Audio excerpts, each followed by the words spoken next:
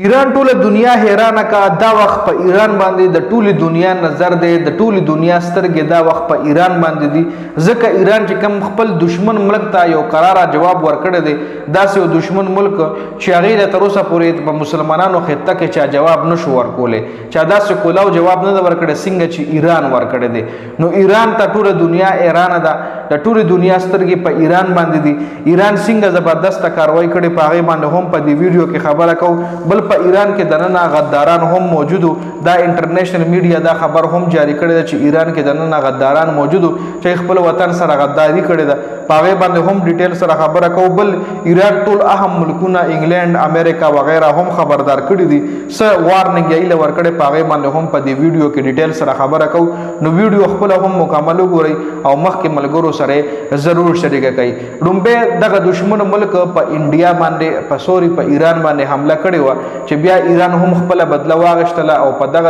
دغه دشمن ملک باندې سلو نه زیات میزایل ورغورځولي دي او دغه دشمن ملک ته اهم ځایونه هم ټارګټ کړي دي چې دغه دشمن ملک اوس میډیا هم خبردار کړي ده او خپل عوام هم خبردار کړي دي چې تاسو ریپورټینګ هم مکوئ او د متاثره ځایونو تصویران تاسو په میډیا باندې مه شیر کوئ د هلته چې څومره هم انټرنیشنل میډیا وه یا د هغه ځای لوکل میډیا وه نو هغه د هغه ځای حکومت خبردار کړې ده چې کوم ځایونو باندې زموږ حملې شوي دي نو هغه ځایونو مه کیپچر کوئ هغه ځایونه دنیا ته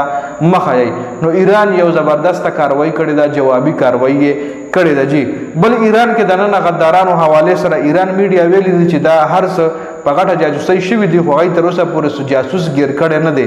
ځکه د ایران چې کوم اهم ځایونو باندې حملې شوي وي نو دشمن ملک ته څنګه پته ولګېده چې آرمي چیف سره د اهم عهدیدارانو په دې ځای کې ناست دی یا د ایران جوهري پروګرام کوم ځای دی مطلب ایران ته جوهري پروګرام ولې ځایونه او د ایران چې کوم ځای کې های آفیشلز کسان ناست وو هغې ولې ټارګټ کړي وو نو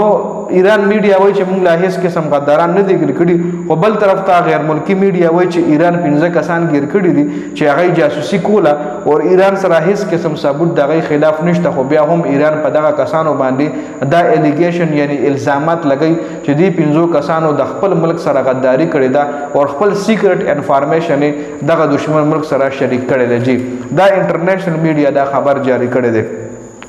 بل ایران خپل سره سراونډینګ کې ټول اهم ملکونه هم خبردار کړي دي یعنی یورپ ملکونه او امریکا هم خبردار کړي ده که شرې په موږ باندې وایي خپل دشمن ملک د ستاسو د ملک نه یعنی د نورو ملکونو د اډو نه حمله کوي موږ به ورسره هغه ملک باندې هم حمله کوو د کم ملک نه چې په موږ باندې حمله کیږي د کم ملک نه چې په موږ باندې اټیک کیږي مطلب د موږ د دشمن ملک که شرې بل ملک ته ځي بل ملک نه موږ ټارګټ کوي نو موږ به ورسره په هغه بل ملک هم حمله کوو لکه مطلب د خبرې دا ده چې تاسو چاله اډې مه ورکوئ ټوله دنیا یې خبردار کړې ده که اډې مو ورکړې نو زمونږ غلبه تاسو هم یې موږ به په تاسو باندې هم حمله کوو جي نو دا اپډیټ شو په دې ویډیو کې د ویډیو کتلو زیاته مننه والسلام